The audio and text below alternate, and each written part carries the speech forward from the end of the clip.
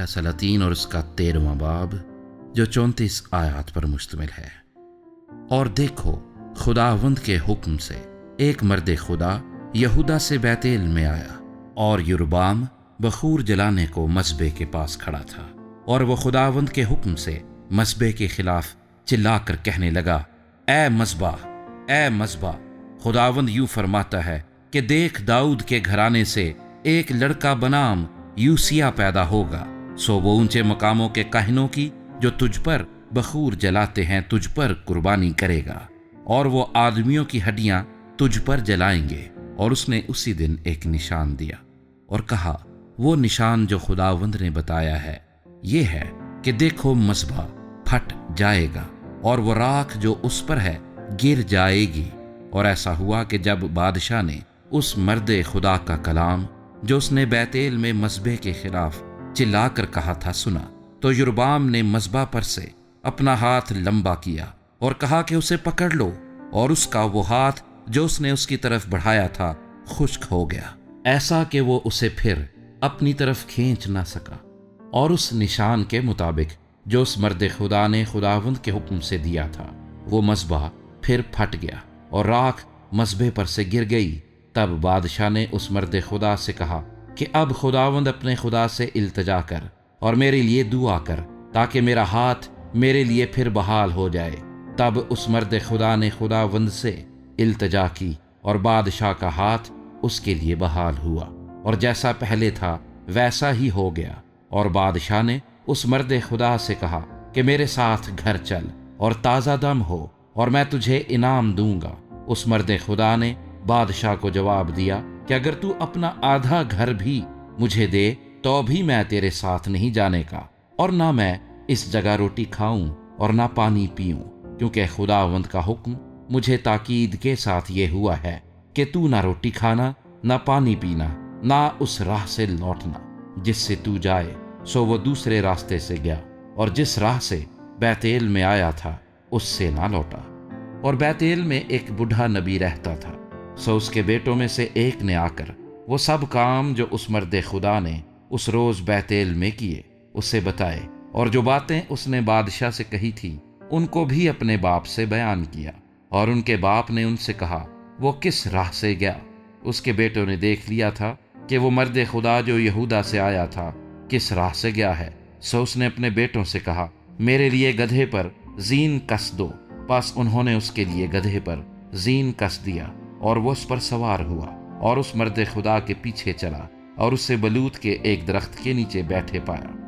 तब उसने उससे कहा, क्या तू वही मर्द खुदा है जो यहूदा से आया था? उसने कहा, हाँ। तब उसने उससे कहा, मेरे साथ घर चल और रोटी खा। उसने कहा, मैं तेरे साथ लौट नहीं सकता और ना तेरे घर जा सकता हूँ, और मैं तेरे साथ इस जगह रोटी खाऊं ना पानी पीऊं, क्योंकि खुदावंद का मुझको यूं हुक्म हुआ है कि तू वहां ना रोटी खाना, ना पानी पीना, और ना उस रास्ते से होकर लौटना जिससे तू जाए। तब उसने उससे कहा, मैं भी तेरी तरह नबी हूं, और खुदावंद के हुक्म से एक फरिश्ते ने मुझसे ये कहा कि उसे अपने साथ अपने घर में लौटा कर आ, ताकि वो रोटी खाए और पानी पिए। लेकिन उसने उससे झूठ कहा। सो वो उसके साथ लौट गया और उसके घर में रोटी खाई और पानी पिया। और जब वो दस्तरखान पर बैठे थे तो खुदावंद का कलाम उस नबी पर जो उसे लौटा लाया था नाजिल हुआ, और उसने उस मर्द खुदा से जो यहूदा से आया था चिल्लाकर कहा,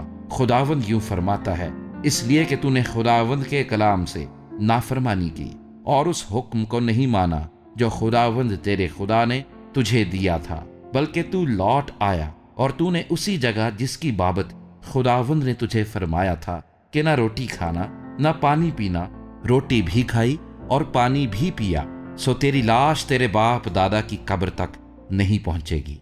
और जब वो रोटी खा चुका और पानी पी चुका तो उसने उसके लिए, यानी उस नबी के लिए जिसे वो लौटा लाया था, गधे पर जीन कस दिया। और जब वो रवाना हुआ तो राह में उसे एक शेर मिला जिसने उसे मार डाला। सो उसकी लाश राह में पड़ी रही और गधा उसके पास खड़ा रहा, और शेर भी उस लाश के पास खड़ा रहा। और लोग उधर से गुजरे और देखा कि लाश राह में पड़ी है और शेर लाश के पास खड़ा है। सो उन्होंने उस शहर में जहां वो बूढ़ा नबी रहता था ये बताया, اور جب اس نبی نے جو اسے راہ سے لوٹا لایا تھا یہ سنا تو کہا یہ وہی مرد خدا ہے جس نے خداوند کے کلام کی نافرمانی کی، اسی لیے خداوند نے اس کو شیر کے حوالے کر دیا، اور اس نے خداوند کے اس سخن کے مطابق جو اس نے اس سے کہا تھا اسے پھاڑا اور مار ڈالا۔ پھر اس نے اپنے بیٹوں سے کہا کہ میرے لیے گدھے پر زین کس دو، سو انہوں نے زین کس دیا۔ تب وہ گیا اور اس نے اس کی لاش راہ میں پڑی ہوئی